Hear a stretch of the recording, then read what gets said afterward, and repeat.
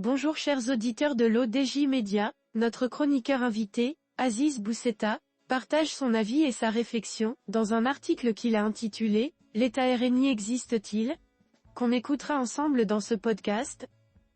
Notre journaliste ouvre sa réflexion de la manière suivante. Du temps où il tentait d'exister à l'ombre du PJD, le RNI criait à qui voulait l'entendre que le Maroc courait le danger d'être confronté à un État PJD. Ils ont tellement dit cela, le RNI et ses chefs qu'une fois en situation, ils sont en train de faire ce qu'ils reprochaient au PJD. Un État RNI se met en place, au vu et au su de tous, et à l'indifférence coupable de tous. Notre chroniqueur invité commence par expliquer au début de son article. Oh certes, l'État marocain, l'État tout court, est assez puissant pour ne pas se laisser submerger par un quelconque État noyauté et peuplé par des membres ou sympathisants de partis.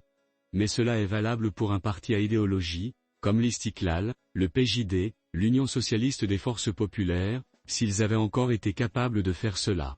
Mais ils ne le sont plus. Le danger avec le RNI est qu'il n'y a pas de membre RNI, au sens où l'on entend communément être membre d'un parti, pas d'idéologie autre que l'intérêt, pas d'ancrage autre que l'opportunisme, et cela est valable pour une partie considérable des cadres du RNI, surtout depuis quelques années, encore plus depuis la période de la dernière campagne électorale. Et de fait, depuis ces dernières années, petit à petit, progressivement, comme la nuit qui tombe, le RNI s'installe dans à peu près tous les organes et postes qui comptent.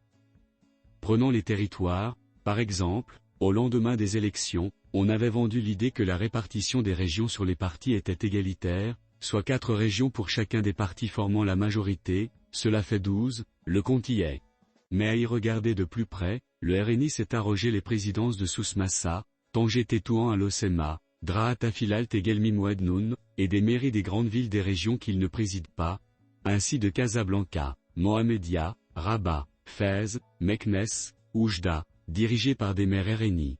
Que peut valoir une présidence de région, quand la ville phare de cette région est menée par un RNiste, forcément supporté et soutenu par l'état-major du RNI, donc de l'État élu? Pas grand-chose. Les territoires sont donc RNI, à l'exception des provinces sahariennes et de Marrakech, où le RNI n'a historiquement jamais été présent.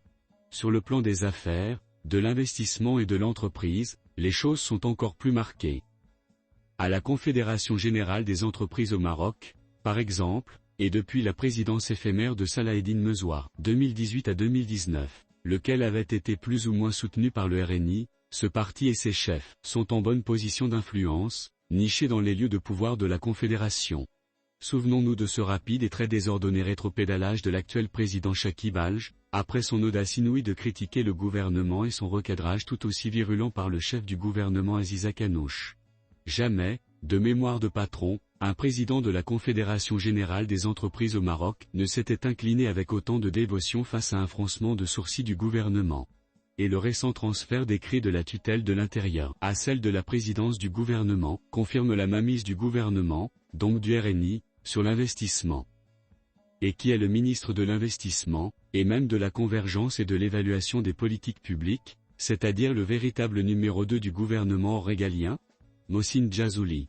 Fraîchement teinté en bleu mais Confédération générale des entreprises au Maroc depuis longtemps, plus autre qualité le liant à M. Akanouche et au RNI. Monsieur Aziz Bousseta enrichit son discours ainsi. L'agriculture, depuis 15 ans aujourd'hui, est gérée par l'actuel chef du gouvernement, ancien ministre de l'Agriculture qui, à son départ pour la présidence du gouvernement, a confié la fonction à son secrétaire général depuis 2013, Mohamed Sadiki, lui aussi RNI, du moins officiellement. Le plan Maroc vert d'hier, c'est les ennuis hydriques du Maroc aujourd'hui, c'est à eux qu'il faut demander des explications et des éléments de compréhension. Quant à la Confédération marocaine de l'agriculture et du développement rural, Comader, elle est présidée par Rachid Ben Ali, qui vient d'être nommé par le chef du gouvernement comme membre du Conseil de la concurrence. L'harmonisation des organes de l'État se poursuit aussi par le passage des centres régionaux d'investissement, les CRI, de la tutelle du ministère de l'Intérieur à la présidence du gouvernement, laquelle la remet au ministère de l'Investissement, dirigé par le déjà cité Mohsin Djazouli. En apparence, la chose semble logique car l'investissement doit relever de l'investissement. Mais confier les CRI à l'intérieur faisait sens si on considère que ce ministère, dans sa version vintage, n'existe plus, que la territorialité est aujourd'hui gérée par les valiers et gouverneurs-managers, et que la coordination des services de l'État aussi. Il n'est pas tout à fait certain que la tutelle du ministère de Mohsin Jazouli soit plus efficace et plus efficiente que celle d'Abdelwafi Laftit. La maire de Casablanca, très proche du chef du gouvernement, autrement il ne lui aurait pas confié Casablanca et le ministère de la Santé, qu'elle devait quitter quelques jours après sa nomination, avait soutenu l'élection de son époux au bureau du conseil de la ville, et il y fut élu, avant de renoncer et de se contenter d'un arrondissement. Les rumeurs de népotisme et de conflit d'intérêts étaient devenues si fortes que le couple, présidente et vice-président, avait dû reculer. L'auteur conclut son article en ces mots.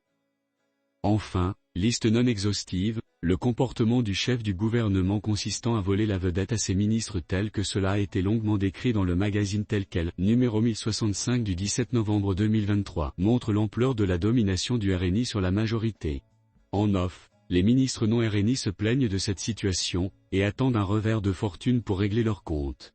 Istiklal et PAM se sentent désormais comme des figurants dans un gouvernement et une majorité qui œuvrent à la gloire du RNI, lequel nourrit de grandes ambitions pour 2026. Le PJD a eu 2 mandats, pourquoi pas nous ? Disent volontiers certains au cadre de la colombe discrète, muet en faucon dominateur.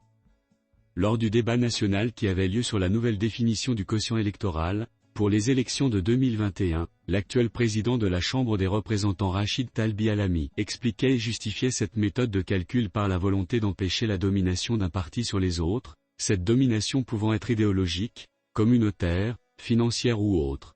À cette époque-là, il s'agissait du PJD, aujourd'hui, c'est le RNI qui est en fonction, sous les feux de la rampe, et qui domine le reste, bâtissant patiemment mais résolument ce qu'on peut appeler un État RNI, résolument clanique et profondément taiseux. Jusqu'à quand ? Rédigé par Aziz Boussetta.